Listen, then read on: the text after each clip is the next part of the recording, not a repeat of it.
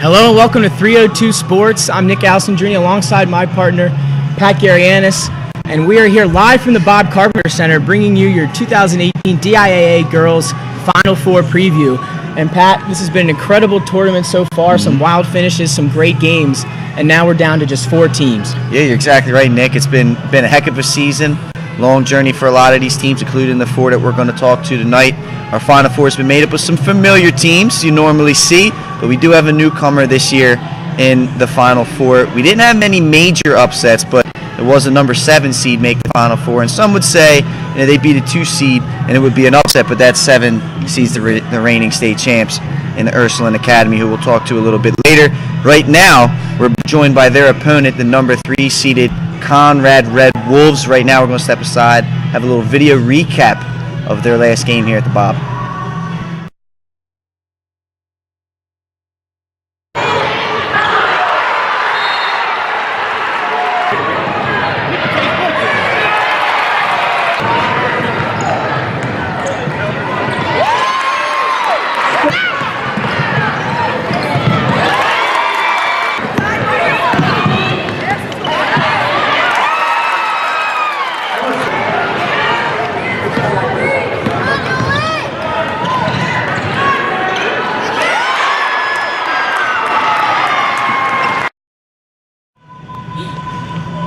And welcome back here. We are joined by the number 3 seeded Conrad Red Wolves, Julia Steph Kalasia, Nye Whittlesley, and Coach John Kalasia. Guys, thanks for coming on. We really appreciate it. Thanks for having us. No problem. So we'll get this started right away. Your team has been great all year, and you guys have had a tough schedule as well. How has that tough schedule helped you to get to this point and where you are right now? That was our objective last year at the end of the year, and actually each year is we try to put together a really tough schedule that's going to simulate tournament-like competition, and we've scheduled some really tough teams. We had a team out of Carolina, a team out of Pennsylvania, a team out of New Jersey we played that were all top 5, top 10 teams in their respective states, and we just want to try to simulate a tournament atmosphere in some of those games, and I'd like to think that we've done so far thus this far this year. You guys have been here before at the Bob Carpenter Center. Can you talk about that experience, and do you feel a little more comfortable coming back this year, or you still get those butterflies right before a game? I know me and a couple of the other girls feel more comfortable. This is our 3rd year being here. 2 of us are 8th graders who were here that came to the Bob, but I'm pretty sure those 2 feel comfortable as well, just coming back from last year to big stadium, big crowd, but we still like playing. And now to talk about your opponent, Ursuline. But the first time you guys played, they were able to hit 10 3-pointers. How this time around you plan on slowing that down? I think that we shouldn't even give them the opportunity to shoot, and whenever they get the ball, just make it feel uncomfortable for them to even try and shoot a 3. All right, and the last time we saw you guys, you beat St. E's out here, and you avenged your only in-state loss, I believe, all season. Can you talk about what worked in that game and what was different between the first time you guys played them and what we saw here the last time out? Our shots were definitely falling the second time we played them. We got it into the post a little more the second time also. The first time we didn't really work our shots in the post both effectively.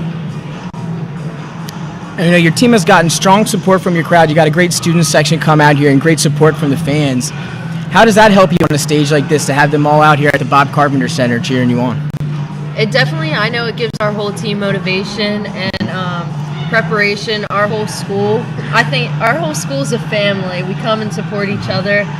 We've got the baseball team down in Florida. They're still watching us. And we got soccer, who's also at a scrimmage, who's also going to be watching us as well and supporting us.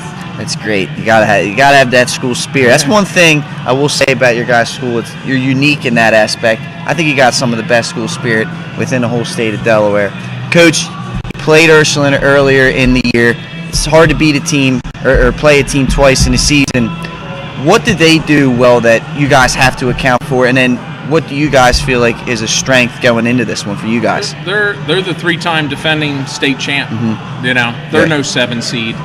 As much as you want to, sugarcoat it or however you want to say it, they're not a 7 seed. Right. I don't think anybody who was doing any type of top 10s was saying that they weren't any less than maybe a 1 or a 2 or a 3 at worst. Right. At the beginning of the season, they had the 2 unfortunate injuries in the off season.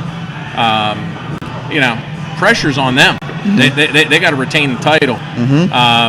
They have, what do they got, 12, 13, 14 state titles already. We are a team that we don't want to follow in the path of others. We want to, have our own, blaze our own trail, right, so to speak. And I think these young ladies have done it, and they'll continue doing it. They're a great group, very young group. I mean, Ursuline comes out here. They start 3 seniors, 2 juniors. Quite a big difference with us, where in our case we start 2 9th graders, 2 10th graders, and a junior. The first kid off the bench is usually a freshman. Right. Some differences here.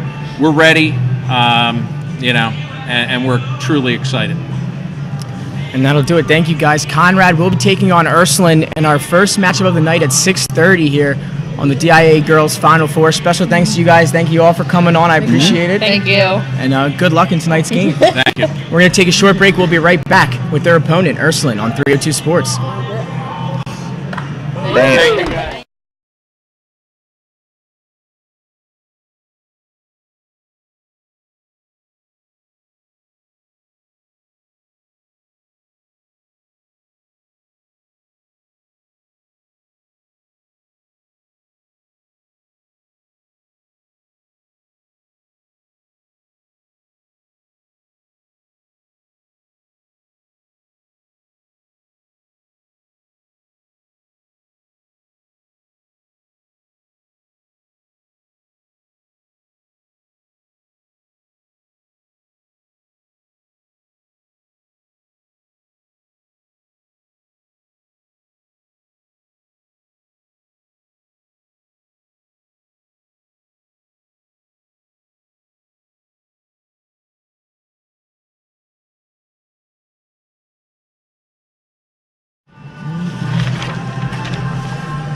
And welcome back to 302 Sports. We are now joined by Ursuline, who will be facing off against Conrad in tonight's matchup.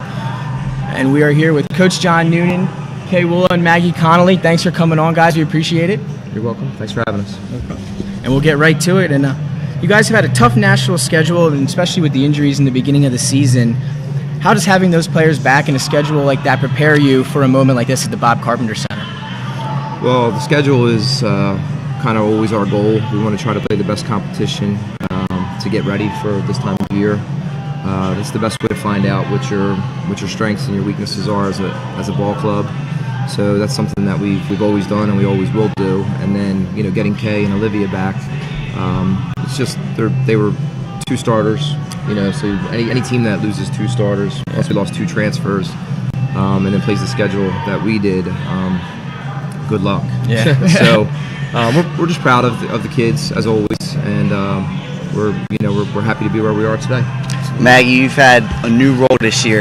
You kind of stepped in. You've had to be the main ball handler, the main scorer, so on and so forth. What's that adjustment been like for you as a player to go from key role player to now being the focus? Yeah, I mean, it's definitely been a different year, but I've had a lot of fun this year. The team has been great. We have a lot of fun playing together, and I think especially right now we're just really clicking, playing really good 5-person offense, and then that's definitely coming from our defense. And I think the key is just playing together, and that's what we're really trying to do. And one thing about you guys is you're great at making adjustments both in-game and out-of-game, maybe during the regular season, and you never seem to lose to a team twice. So what key adjustments are going to be important to make in tonight's game where you take on Conrad? Well, I think the first game we just kind of went out there a little shorthanded, and we go into every game to win it. Mm-hmm. But we also were kind of just, let's just see what happens. Mm-hmm. We don't really, I mean, we care, but we don't really get too caught up in the regular season. It's all about the postseason and the tournament. So we feel like we found a few things in that game, and we're going to try to exploit those tonight. We definitely learned some stuff about some of our other kids, and we're here today to play hard, to compete, and get to another championship. Now, Kay, you came out here in the last game, and you really put out a really good performance. One of the keys to your guys coming out with that victory. Can you talk about feeding off of that performance and taking that into this game? Do you have a little bit more confidence now coming back from the injury, having a good game? Is that helping you? Yeah, the top of me is actually helping me a lot. I'm always in the gym. This is like when on Wednesday when it snowed, it was my first time in like a couple weeks just not even shooting around or not, weightlifting with my leg or whatever, or not getting better. So I feel pretty confident in myself since, I've been working on it. And Coach, last one question for you. Last time you guys played, you guys hit 10 3-pointers. It was a running gun. Do you see that same style of play happening out here tonight? And if so, can you pull a victory out in a shootout? Well, I don't anticipate that type of game, but it could happen, and we can play every style. So that's, again, part of the benefit of playing a difficult schedule and seeing a lot of different teams from a lot of different places. So, we don't go into a schedule saying let's go 18-2, and we want to test ourselves. So they want to slow it down, we'll play slow. They want to go fast, we'll go fast. We're going to try and dictate a little bit, and we'll see what happens. They're a really good ball club. We have a lot of respect for John and his kids, as we do for every opponent. But it's an exciting time, So we're just really fortunate to be here, and we're happy to be here, and we're gonna give it our best shot. Awesome, a great answer there from Coach Noonan. And this is your Ursuline. They will be facing off Conrad in your first matchup here tonight, live from the Bob Carpenter Center in the Final Four at 6:30. Thanks again, guys, for coming on. I appreciate it. Thank you guys so much. Good luck. Thanks. Thanks much. Thank you. You got it. And we'll be right back.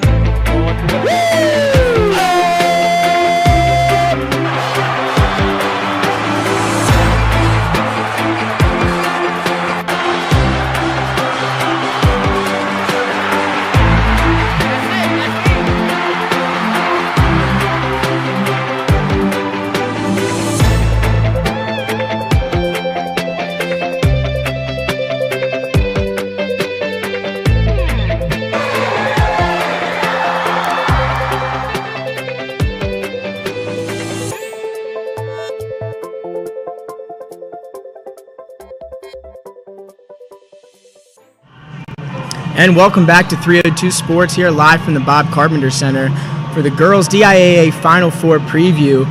Special thanks to Ursuline and Conrad. And now we are joined for our second matchup of the day, which matches up Caravel and St. Thomas More. We are now joined by the Caravel team. Ladies, thank you for joining us. We appreciate it. It's Coach Kristen Caldwell, Caitlin Outlowski, and Maya Bryson. And we're going to have a little video recap of how you got here.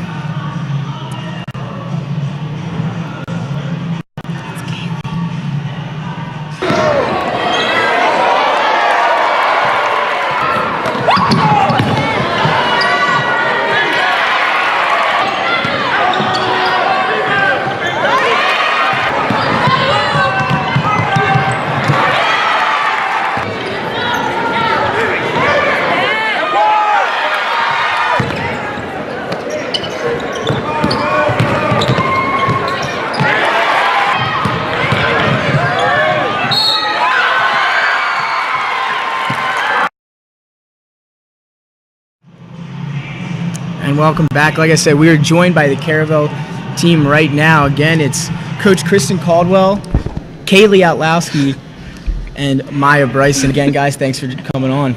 Thank ladies. you. Thanks for having us. So we'll get started, jump right into it. Your team is the top seed. Does that put any added pressure on you guys here, being the number one seed? No, to be honest, we deserve it. We worked hard for it, and I feel like if we play the way we should, we play like the top team, then no, we don't. That doesn't put any pressure on us.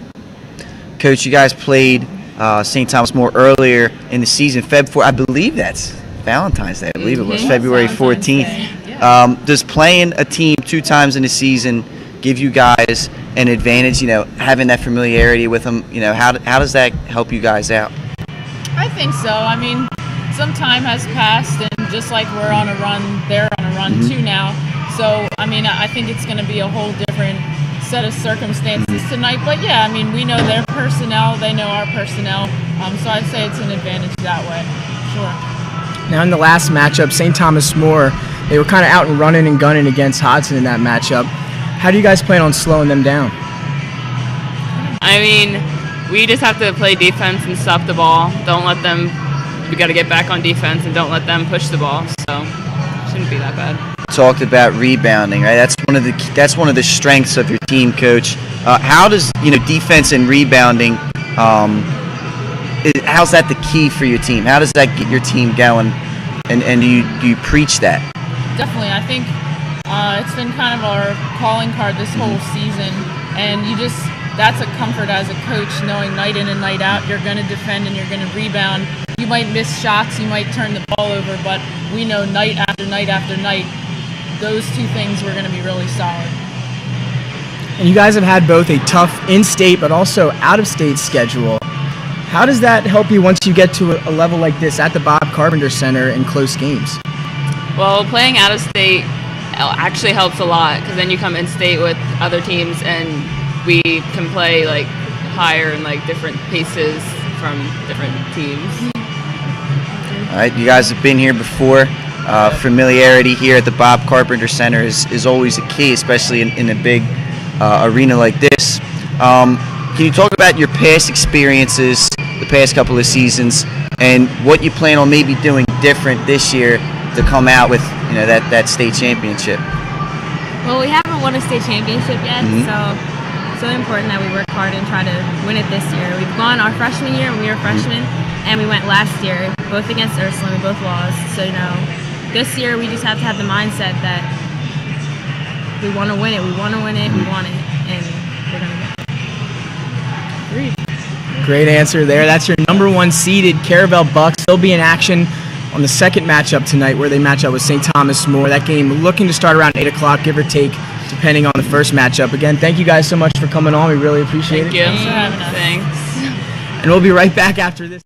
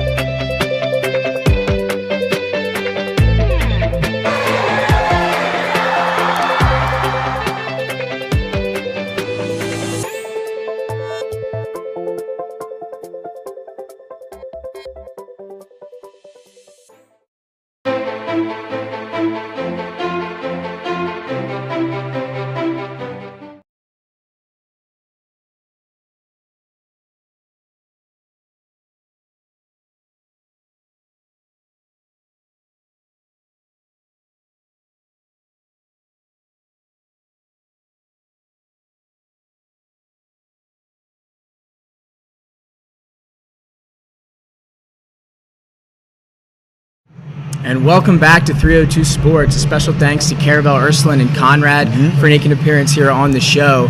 And before we dive any deeper into that, a quick release statement here from the basketball referees.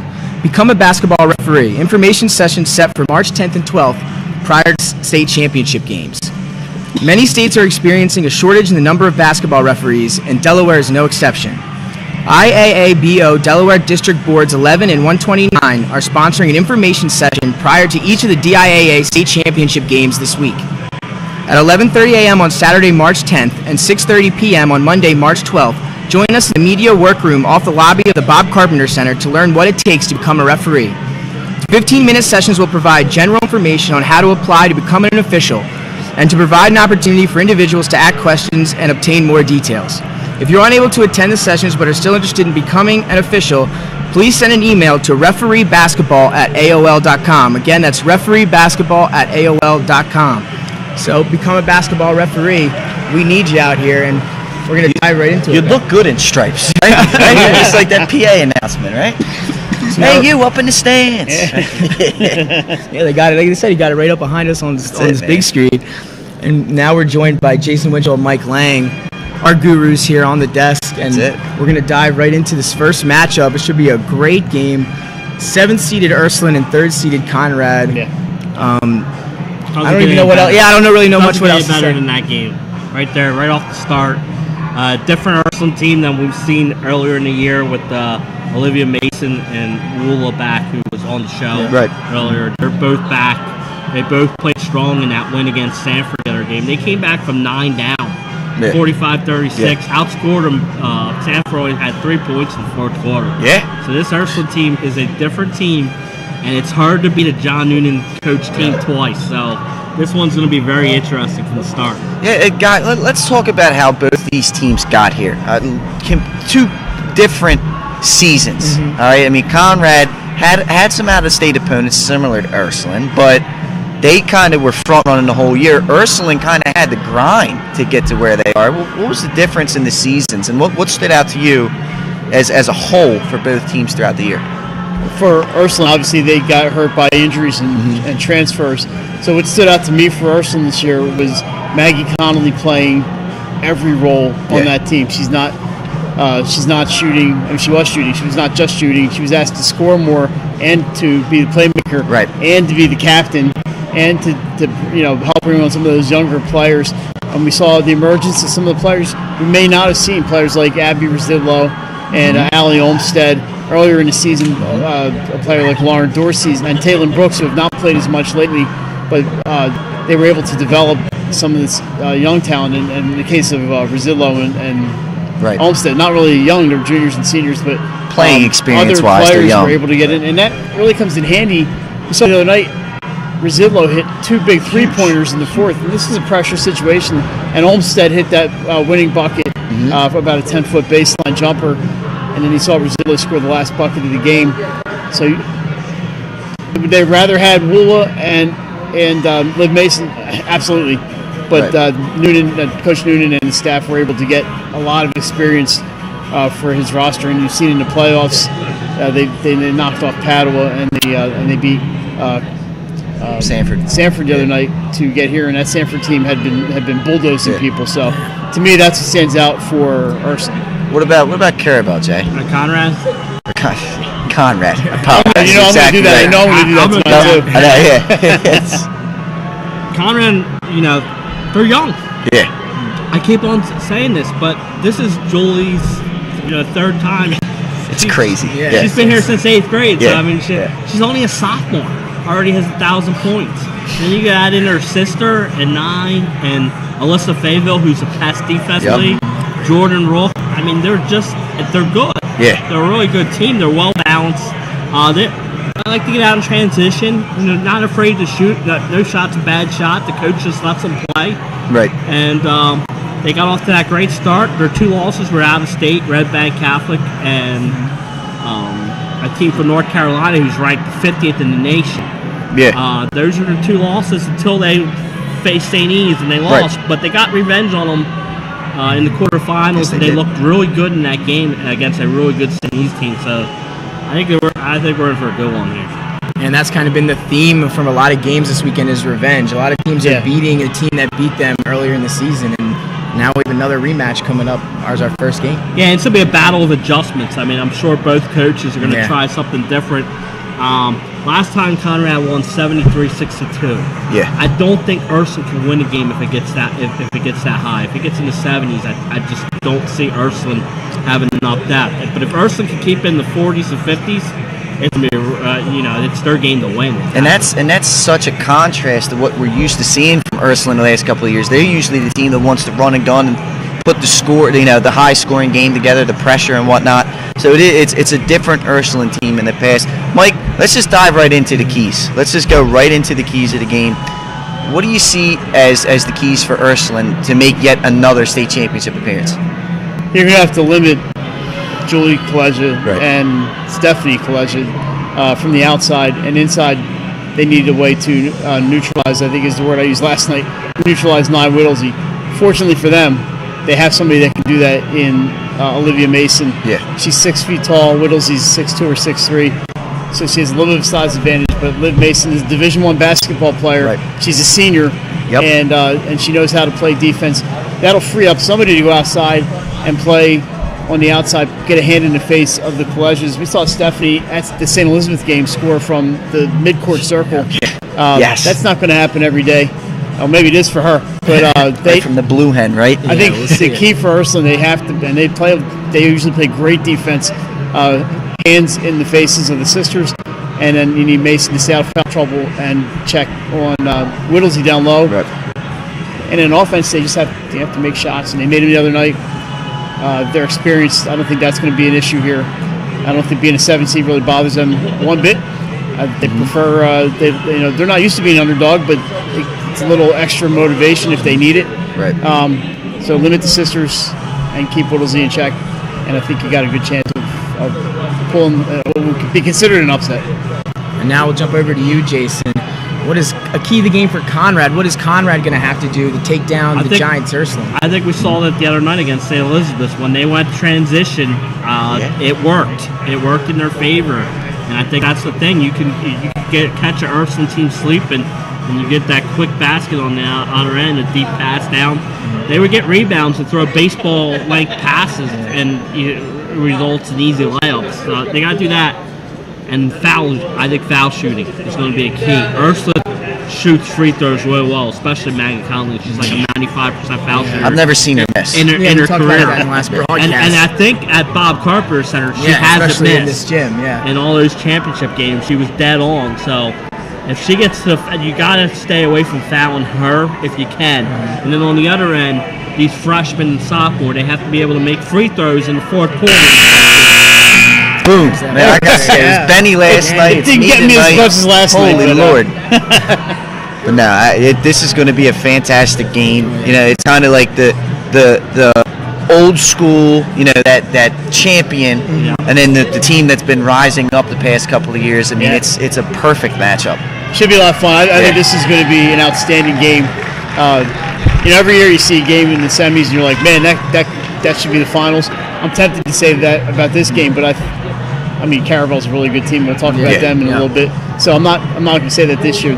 This should be a very worthy semifinal round game. And you see both teams. Right now, it's Conrad entering the Bob Carpenter Center hardwood right now as both teams are set to go warm up, and we have now begun our countdown. Under 20 minutes until our first matchup here at the Final Four. I guess we're going to take a quick... we're going to take a break. Take a quick commercial break. We'll be right back, and we're going to talk about our second matchup, St. Thomas More and Caravel. Don't go anywhere here on 302 Sports.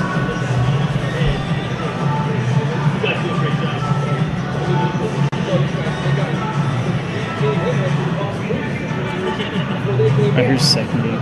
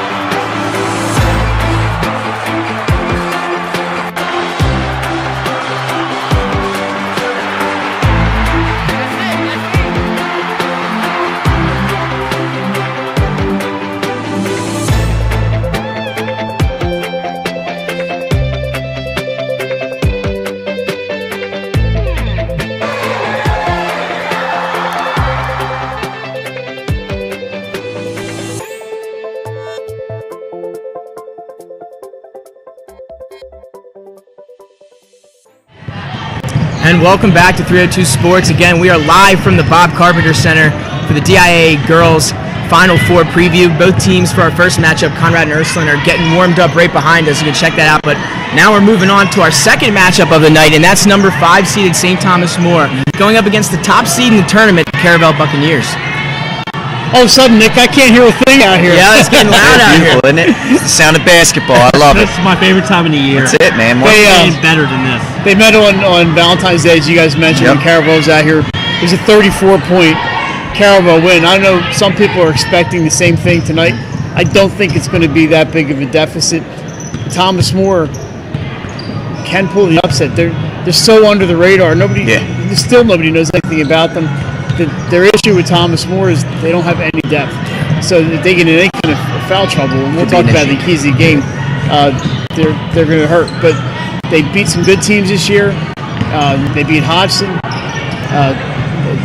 They're a good team that not a lot of people know about. The school is so small, and it's in the middle of Magnolia. So unless you're driving down to play golf at Jonathan's Landing, you might not even know where Magnolia is. But you know, it's a very tight-knit community, and I'm glad to see them make it this far. And really, the boys were here last year in this round, and the girls get here this year, so that's good for St. Thomas More. They're fun to watch, and I think people will enjoy watching them play. Mike, like you said, they're a team that not many people know about. I mean, I've been in Delaware my whole life, and nothing against St. Thomas More, but I didn't even know it was a school until after I graduated. I mean, they're very under the radar. They're very similar to a team that's in the boys' state championship game in St. E's. That they flew under the radar. Nobody really talked about them a lot, and they just keep winning. Right? A lot of teams like to discredit them because I remember you said on the pre-tournament show they had the 2 forfeit games, and people were like, well, I mean, no, they're a solid team now. They're a legit team. They avenged that loss to Hodson earlier in the year, so got to keep an eye out for them. Caravel, they've been here before, right, Jay? I mean, they're a team. Every year they seem to be in the semifinals or finals. Yeah. But they're always in the Final Four. It's nothing new to this team. And they had a great schedule this year. I mean, look at some of their wins. They beat Ursuline, they beat St. Elizabeth's, they lost to Conrad, they lost to Sanford, and they played those out-of-state powerhouses and won a few and lost a few. But they're a good team, and they're experienced. They're a bunch of upperclassmen who were here last year, beat St. Elizabeth's in the semifinals before falling to Ursuline in the finals. But they're a really, really good team, and they're used to this environment. Whereas a St. Thomas More is coming into the Bob Carpenter semifinals for the first time.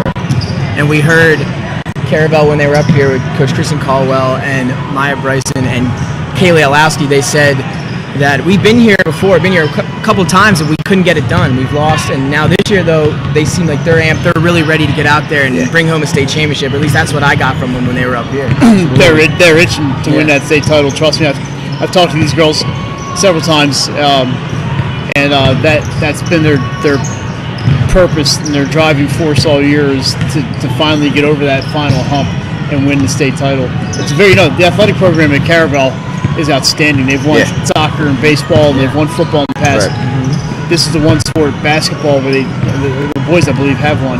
I think they do. 07, I believe they have. Yeah, it was a while ago, but the girls' basketball is the one they just haven't been able to get over that final hurdle, and they won it bad. And Kristen Caldwell went to school there, and one of the finest athletes ever produced in Delaware.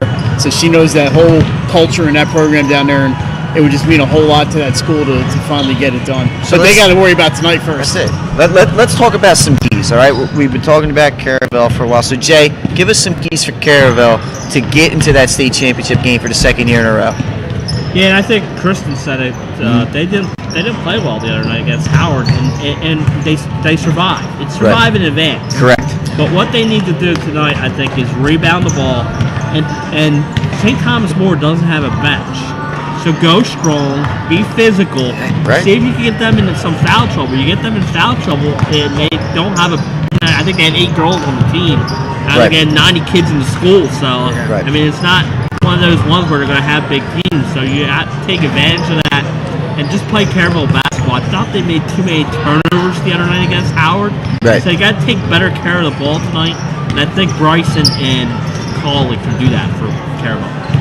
And now over to you, Mike. What is St. Thomas More going to have to do to pull up the big upset? This is a key for St. Thomas More in every game. They cannot get in foul trouble. And the other night they picked up a few. Jessica Simmons got into some trouble, and I believe Olivia Lynch picked up some fouls. They have 2 players on the bench that they're really comfortable going to, but not for extended minutes. So they need to keep those starters in the game. It's a deep background, and we've talked about this before. They need their 3-point shooters. Anaya Patterson, she's a 3-point shooter, 2-point shooter. If they had a 4-point play, she'd be the 4-point shooter too. And Donasia Barnes to be on their outside game, and just to take care of the basketball. I think what they can do, and Jason mentioned Howard the other night running, and that's how Howard plays. They run up and down the court. Thomas More can play that game, and if they can run a little bit and maybe get Caravel out of that rhythm, make them speed up a little bit, cause some turnovers, that would also help them. But they got to stay out of foul trouble, and they need to start hitting shots early to get that confidence, and maybe that carries them. And it would be an upset if Thomas More wins tonight, but it's not impossible. Going to have 2 more great semifinal games coming at you here tonight. We want to give a special thanks to Incognito Films for all the graphics for our shows. I mean, they're top notch, and I'm sure you guys at home will agree with that. And he's done it throughout the playoffs for us. And also, we want to thank the DIAA and UD workers for allowing us to do this show and for the great setup. So thanks to you for allowing us to bring this to you. And be sure to check out 302sports.com for pictures. Check out our YouTube channel for highlights. They're being uploaded constantly as the games go on. And join our website and subscribe to our YouTube channel. And we'll be broadcasting these games live tonight on the NFHS Network, powered by 302 Sports. And Jay and Mike will be on the call for that first matchup for Conrad and Ursuline. Tomorrow at noon, boys championship, and then Monday night it's the girls championship, and then we turn our attention to spring sports. So not too much left here at basketball season, but it's all coming down to the wire. State championship boys tomorrow. Final Four girls starts in about 10 minutes here on the NFHS Network, powered by 302 Sports. Thanks for everyone who joined us. For Pat, Jay, Mike, and Nick Alessandrini, 302 Sports. We'll see you next time. Enjoy the games.